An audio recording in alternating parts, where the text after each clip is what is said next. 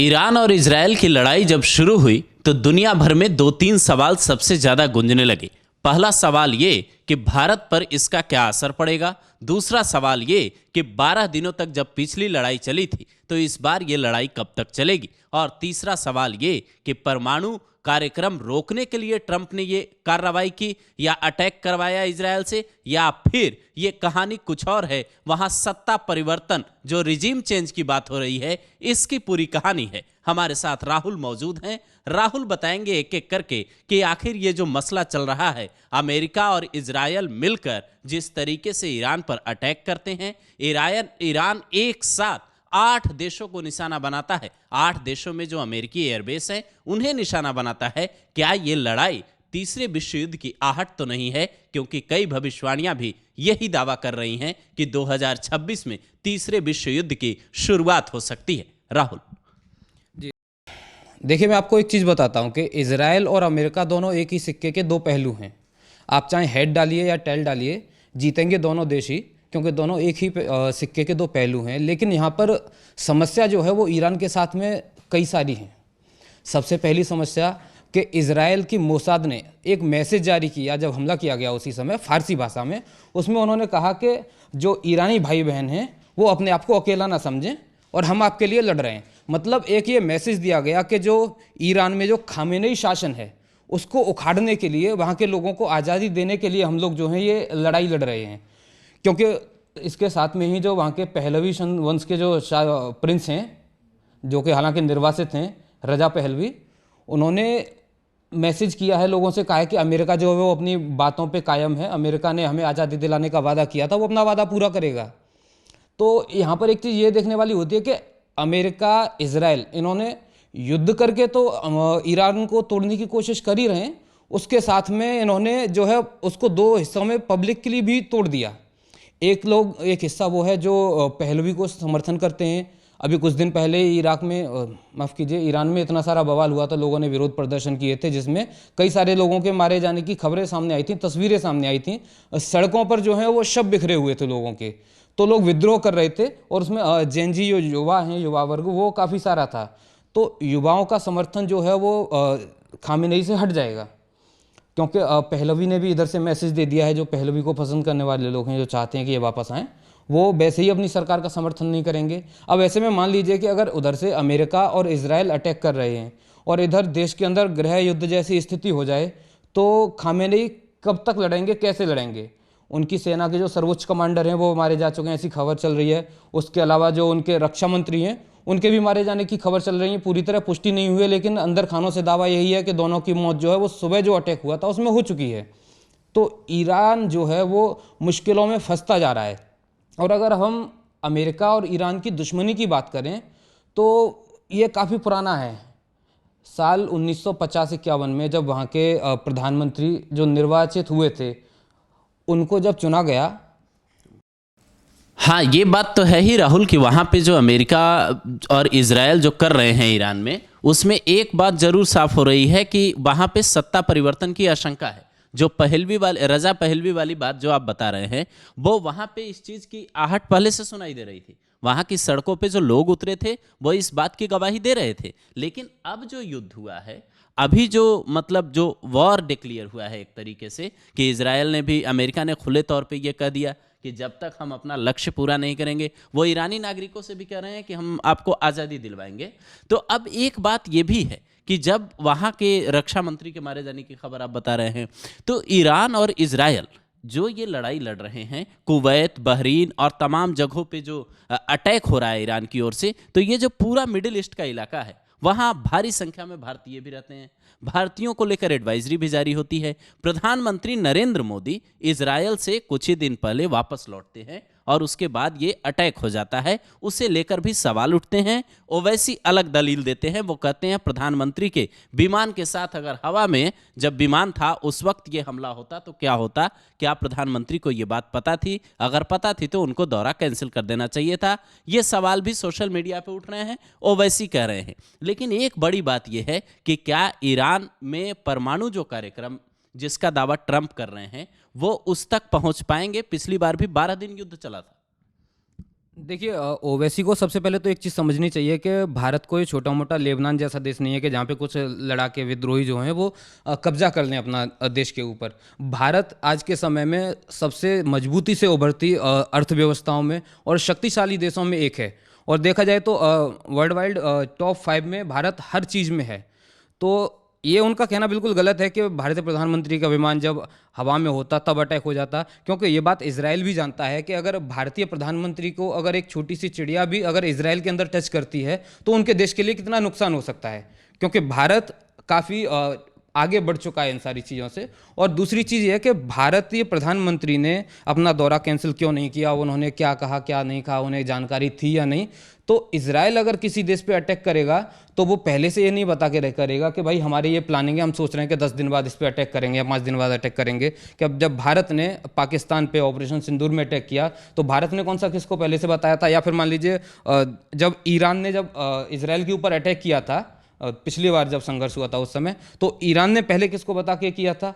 जब ये फैसले होते हैं जो इंस्टेंट लिए जाते हैं और जो गवर्नमेंट होती हैं, जो देश होते हैं, वो अपने हिसाब से इन चीज़ों को गुप्त रखते हैं। रही बात पीएम मोदी के दौरे के जस्ट बाद की, तो हो सकता है कि इजराइल की, अमेरिका की ऐसी स्ट्रेटजी रही हो, उनकी प्लानिंग रही हो कि पहले हम ये मीटिंग करते हैं, पीएम मोदी को बुलाते हैं, उसके बाद में हम अपना आराम से ये डिसीजन लेंगे युद्ध करना है कि नहीं करना, या फिर युद्ध करेंगे। तो ओवैसी जो हैं एक सांसद हैं और काफ़ी पुराने नेता हैं, तो उनको इस तरीके की बातें नहीं करनी चाहिए। और बाकी रही बात भारतीयों के, तो मैं आपको बताऊं खाड़ी देशों में करीब करीब 1 करोड़ भारतीय जो हैं वो खाड़ी देशों में रहते हैं। इसके अलावा जहाँ तक मुझे पता है करीब 18 से 20 हज़ार भारतीय लोग इजराइल के अंदर भी रहते हैं। जब यूक्रेन और रूस का युद्ध हुआ था तो दोनों देशों के अंदर भारतीय काफ़ी सारी संख्या में थे। पिछली बार भी जब ईरान के साथ में युद्ध हुआ था उस समय ईरान में भारतीय थे। तो कुछ कुछ समय के लिए युद्ध को रुकवा कर और भारतीयों को वापस निकाला गया। रूस से निकाला गया, ईरान से निकाला गया, इजराइल से निकाला गया, यूक्रेन से निकाला गया। तो इस बार भी अगर ऐसी स्थिति होती है तो भारतीय गवर्नमेंट जो है कोई ना कोई इस तरीके का रास्ता निकालेगी, ऐसी हर किसी को उम्मीद है। और जहाँ तक भारत के संबंधों की बात है तो ईरान के साथ भी भारत के संबंध काफ़ी अच्छे हैं और इजराइल के साथ काफ़ी अच्छे संबंध हैं। तो भारतीयों को निकालने में दोनों देशों से कोई समस्या नहीं होनी चाहिए।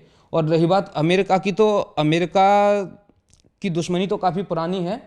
अमेरिका का असल में जो दुश्मन है वो ईरान नहीं है। अमेरिका का जो दुश्मन है, जो वहाँ की सत्ता है, वो है सरकार है। खामेनेई से उनकी दुश्मनी है, क्योंकि 1979 की जो इस्लामिक क्रांति हुई थी, उस क्रांति के दौरान जो वहाँ का शाह शासन था, जो पहलवी शासन भी बोलते हैं, इनको वहाँ से उखाड़ कर फेंक दिया गया था।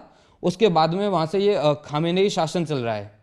तो इनके साथ में उनकी अमेरिका की ज़्यादा संबंध अच्छे नहीं रहते हैं, दुश्मनी है, क्योंकि पहलवी शासन के साथ में उनके अच्छे संबंध थे। तो अमेरिका हर जगह अपना फ़ायदा देखता है, इस बात में कोई शक नहीं है। अमेरिका कहीं भी अगर कुछ भी स्टैंड लेता है तो वो अपना फ़ायदा देखता है। तो अब यहाँ पर अमेरिका का स्टैंड यही है कि किसी भी तरह से अब यहाँ पर सत्ता परिवर्तन करा के अपने पसंद की सरकार यहाँ पे बनवाई जाए। तो एक बात तो साफ है राहुल कि वहाँ जो अमेरिका और इजरायल मिलके जो करने जा रहे हैं, युद्ध कितने दिनों तक चलेगा, अभी चूंकि शुरुआती दौर है तो एक्सपर्ट भी कोई जानकारी मतलब अनुमान नहीं लगा पा रहे हैं। लेकिन एक तस्वीर और है कि जो जलडमरू मध्य का इलाका है, होर्मुज जलडमरू मध्य का, जहाँ से भारत तेल मंगवाता है और रूस से तेल खरीदने पे चूंकि दबाव बना था पिछली बार, तो ये जो इलाका है, इस इलाके में हूती विद्रोही, अभी हम इस बात पे भी आएंगे, राहुल बताएंगे कि कौन कौन से देश किस किस के साथ हैं। लेकिन ये बात समझना बेहद जरूरी है कि वो जो इलाका है, उस इलाके में हूती विद्रोही और लाल सागर वाला जो एरिया है, रेड सी का जो एरिया है, उस इलाके से जब तेल आएगा, जब कोई व्यापारिक जो जहाज है वो आएगा, तो उसे लूटने और उस तरीके से नुकसान पहुंचाने की बात भी ये लोग वहां कर रहे हैं। तो ये जो मतलब पूरा जो मिडिल ईस्ट है, या पूरा कहिए पूरा जो इलाका है, पूरी दुनिया में व्यापारिक तौर पे एक नुकसान पहुंचने वाला है। इसलिए ओमान जो है शांति की अपील तो कर रहा है लगातार। लेकिन एक बड़ी बात यह भी है कि आखिर ईरान के साथ, ईरान के पास जब उतनी दूर की मिसाइलें नहीं है जो अमेरिका और इजराइल तक पहुंच सके, तो वो बाकी बेस को निशाना बना रहा है। तो ईरान के साथ कौन है? क्या वो अमेरिका के साथ जंग में लंबे दिनों तक टिक पाएगा? और अमेरिका इजराइल के साथ कौन कौन से देश उतरे, किन किन देशों का बयान आया? पाकिस्तान तो कह रहा है, पाकिस्तान एक तरफ अमेरिका से दोस्ती दिखा रहा था, मुनीर वहां गए थे, शहबाज भी गए थे, लेकिन अब जब लड़ाई ईरान से हुई तो वो करा है कि हम ईरान के पक्ष में खड़े हैं, वो इजरायल के खिलाफ खड़ा है, तो अमेरिका से दोस्ती क्या तोड़ रहा है? ये सारे सवाल भी घूम रहे हैं। क्या लगता है राहुल? देखिए, इन सब में मैं सबसे पहले बात करूंगा पाकिस्तान की, क्योंकि हमारा पड़ोसी देश है तो उसकी बात तो सबसे पहले होनी चाहिए। क्योंकि पाकिस्तान इधर अफगानिस्तान के साथ उलझा पड़ा है। तालिबान ने जो है पाकिस्तान की अच्छी खासी बैंड बजा रखी है, पूरी दुनिया इस चीज़ को देख रही है। पाकिस्तानी प्रधानमंत्री बताते हैं कि हमने इतने तालिबानी लड़ाकों को मार दिया, इतनी चौकियों पर कब्जा कर लिया, लेकिन कब किया, कहाँ किया, वो ये नहीं बता पाते। तो इससे समझा जा सकता है कि पाकिस्तान जो है वो जंग के मैदान में कितना स्ट्रांग है। और दूसरी चीज़ ये है कि पाकिस्तान हमेशा से एक इस्लामिक फोर्स के गठन की बात करता रहा है। उसका कहना है कि अगर जितने भी देश उसमें होंगे जो मुस्लिम देश हैं, अगर उनमें से किसी एक पर भी हमला होता है तो वो सारे देश मिलकर उससे लड़ेंगे। लेकिन अब देखना ये होगा कि अमेरिका का हाथ अपने सर के ऊपर से कैसे हटाएगा पाकिस्तान, क्योंकि अमेरिका से अच्छा खासा पैसा लेता है। जब उसके पास में पैसे की कमी पड़ती है तो वो भागा जाता है। तो अगर पाकिस्तान अमेरिका से अपने संबंध खराब करता है तो उसका पैसा कैसे लौटाएगा? और अगर इराक के साथ में नहीं लड़ता है, इराक के साथ नहीं बोलता, तो फिर वो जो मुस्लिम देशों का सरगना यानी कि सरताज बनने की कोशिश कर रहा है अपने उस मंसूबे में कैसे कामयाब होगा? तो पाकिस्तान के लिए तो स्थिति है एक तरफ कुआं एक तरफ खाई, जिधर जाएगा उसे औंधे मुँह गिरना ही है। ठीक है, अब इसके बाद में हम बात करते हैं कि ईरान के साथ कौन कौन है।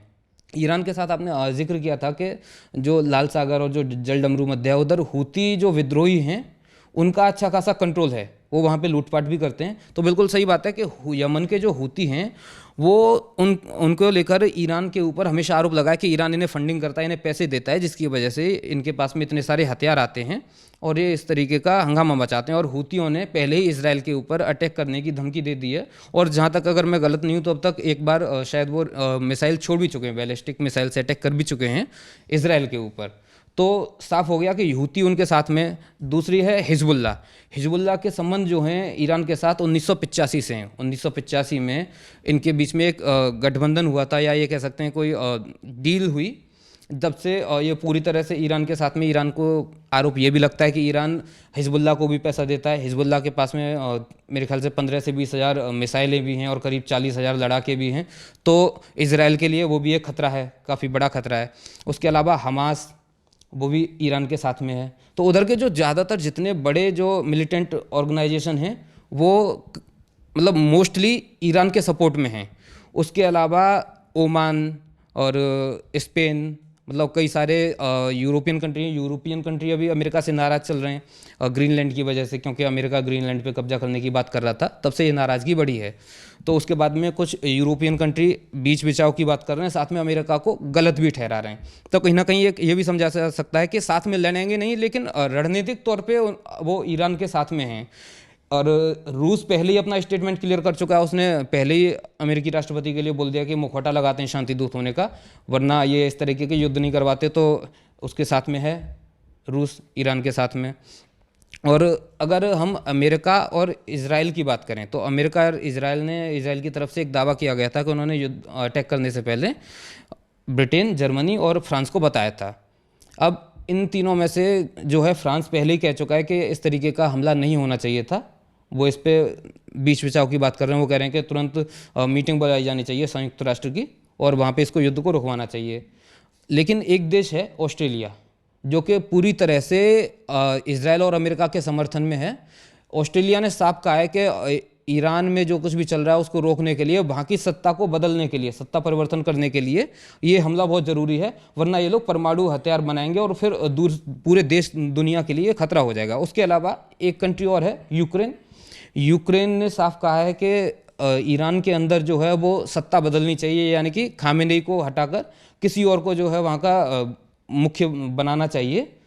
तो यूक्रेन खुल के साथ में, ऑस्ट्रेलिया खुल के साथ में, बाकी अभी ज़्यादातर देशों ने पत्ते नहीं खोले। बाकी देश जो हैं वो युद्ध को रुकवाने की ही बात कर रहे हैं। लेकिन एक चीज़ साफ है कि कहीं ना अगर देखा जाए तो ये सिर्फ दो देशों के बीच में युद्ध नहीं है, ये दो गुटों के बीच में है।